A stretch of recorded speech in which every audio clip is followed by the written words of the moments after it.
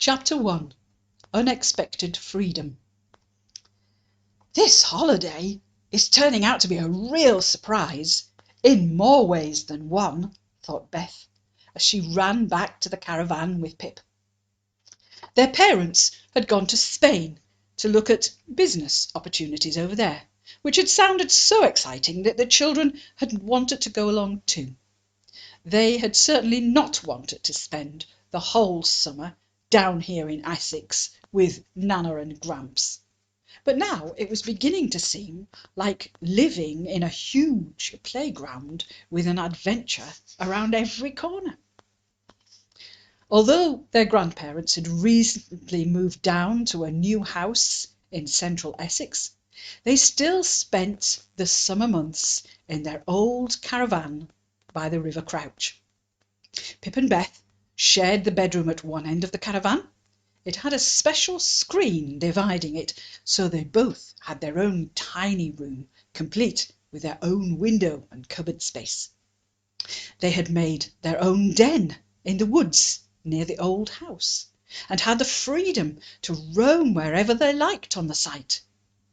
Gramps was showing Pip how to fish, which was something he'd always wanted to be able to do, but Dad had never seemed to have enough time to teach him. Nana was a mine of information about all the flowers and the trees, and Beth, who was a keen brownie, realised that this was a great place to study for her wildlife badge. The first few days had passed really quickly. "There's gonna be a grand sunset tonight," exclaimed Gramps, as the children unzipped the awning door. He and Nana had lived down in the south for nearly 2 years, but he had not lost a bit of his strong Yorkshire accent. "Anyone for a stroll down the lane to the sea-wall?" he asked. "We'll have to take torches, though, because it'll be dark afore we get back." "Oh, yes," said Beth. "Can I borrow one of yours?" "I don't need one," said Pip, brandishing his key ring, which had a luminous blue tiny little torch on it. It was intended to help you to locate your keyhole when you arrive home in the dark. "Dad gave me this before we came away," he said proudly. "You not see much with that, lad, but I reckon we'll manage with these two." Gramps winked at Beth and reached into a bag that hung behind the caravan door, pulling out a couple of dirty-looking orange torches. "Nana, will you be making cocoa for us when we get back?" he asked. "I'll have it sorted, and a couple of toasted pikelets too," she answered. "Pikelets?" asked Beth. "What are they?" "Oh, I expect you'll be calling 'em crumpets or muffins or some such thing," said Nana. "You have 'em hot, with the butter oozing through. They're gorgeous. "Well, enough of that, Nana," said Gramps.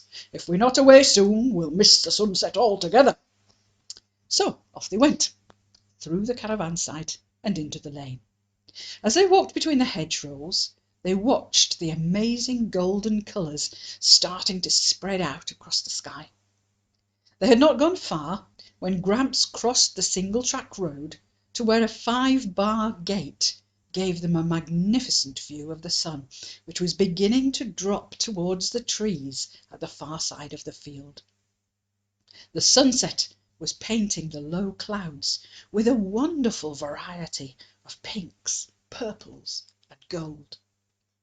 Away to their left, behind the path by the seashore, the sun was glinting on the broad river. "Wow," said Beth. Pip just stood silently watching. He murmured eventually. "So, how long afore the sun drops below the horizon?" asked Gramps. "Oh, half an hour or so, I should expect," said Pip. "I should say it'll be much longer than that, don't you think, Gramps?" said Beth. "Well, we'll wait and see, but I reckon it'll be time to light those torches in 10 minutes or so." Gramps leant over the gate and settled down to wait. By stretching a little, Pip was able to rest his chin on his hands on the very top of the gate. He glanced down at his watch. Beth wasn't so tall and had to be content with watching between the top two bars. They gazed in silence for a while, looking at the brilliant colours. And then Beth noticed a herd of cows. They were beginning to amble across towards the gate from the far corner of the field. "It's a good job there's a gate here," she said, "or we might get trampled on." "Oh, I don't think they would worry us, lass," remarked Gramps. "They'll be used to folks coming and going. Now, that's the funny thing about a gate. Is it here to stop the cows from getting into the lane, or to stop us from getting into their field, I wonder?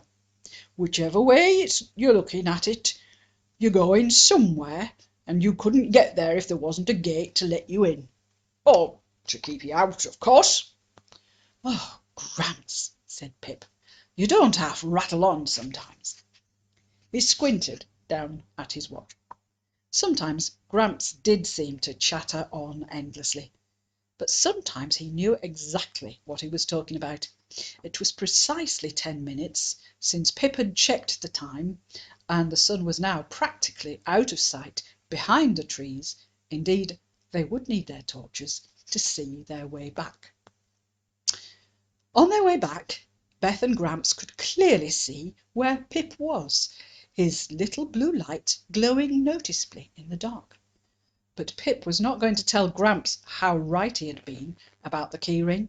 The blue beam was no use at all in showing him where to put his feet. He ended up picking his way from the edge of Beth's torch beam.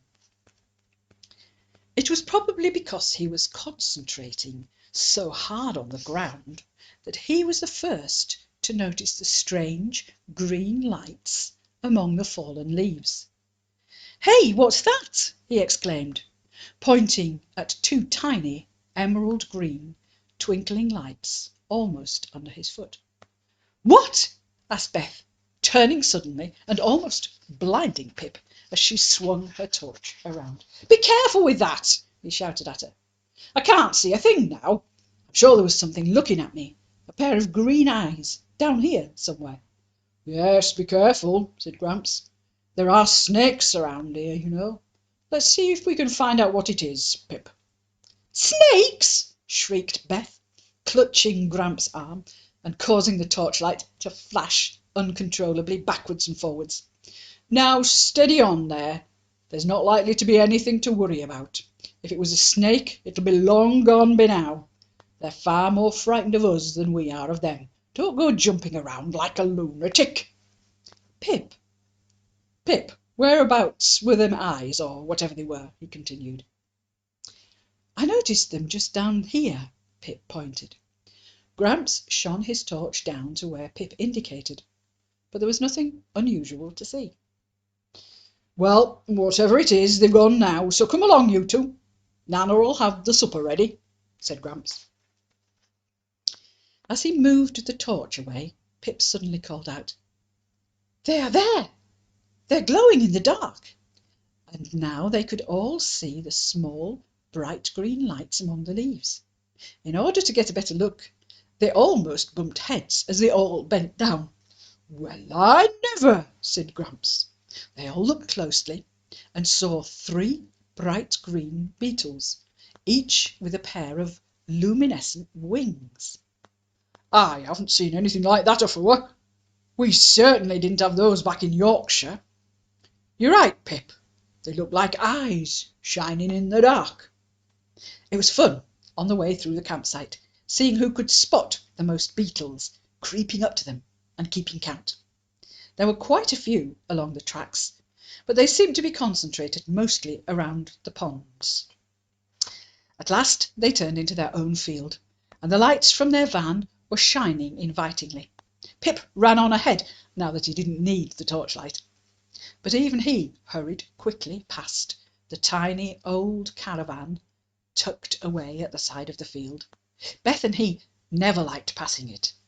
Its diamond-pane windows seemed like eyes studying their every move, and the curtains always appeared to twitch every time they went by. Gramps followed them into the caravan, having noticed that both children were none too keen on the little grey van. He muttered to himself, Aye, there's strange goings on around here, and that's a fact. Beth seemed unable to get to sleep that night. She felt hot and stuffy. She knew that Pip's light had been off for a while now, and felt sure that he was already asleep. Although through the curtains, she was aware of an amber glow spilling out of the window of their neighbour's caravan, shining on the close-cut grassy area just outside her room. She could even hear the murmur of their voices as she opened her window to let in the cool breeze. Then, to her delight, she watched as a pair of fox cubs cautiously emerged out of the wooded area behind their own caravan. Gingerly at first they began to play, oblivious of the noise next door. They started rolling over and over one another, frolicking and pulling one another's ears. Soon they were fighting, boxing, jostling into each other in their play. In no time at all they were joined by the vixen, their mother. At first she was pushing one or other of them over with her nose, or tapping them gently, and sometimes not so gently, on the side of their heads. At last she lay down to watch them play, and to keep an eye out for anything that might spell danger to her young ones. Beth pulled the quilt around her shoulders so she didn't feel the chill of the air so much. She didn't want to move a great deal in case she disturbed the young foxes. After what seemed to her like ages, the light finally went off in the caravan opposite, and the fox family began to drift back towards the woods. Gradually her eyes became accustomed to the dark. She was just beginning to think that now there was nothing else to watch, when she became aware of a movement beyond their neighbour's van, towards the dark tunnel under the hawthorn trees at the side of the field. As she watched, she saw a dark shadow detach itself from the dark grey surroundings and make its way down the track, slinking away until it turned into the opening that led to the diamond-paned caravan. What has he been doing, standing silently under those trees, watching our neighbour's caravan? Thought Beth.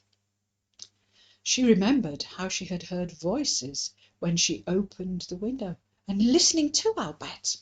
From where he was standing, I should think he would have been able to hear much clearer than me, she thought.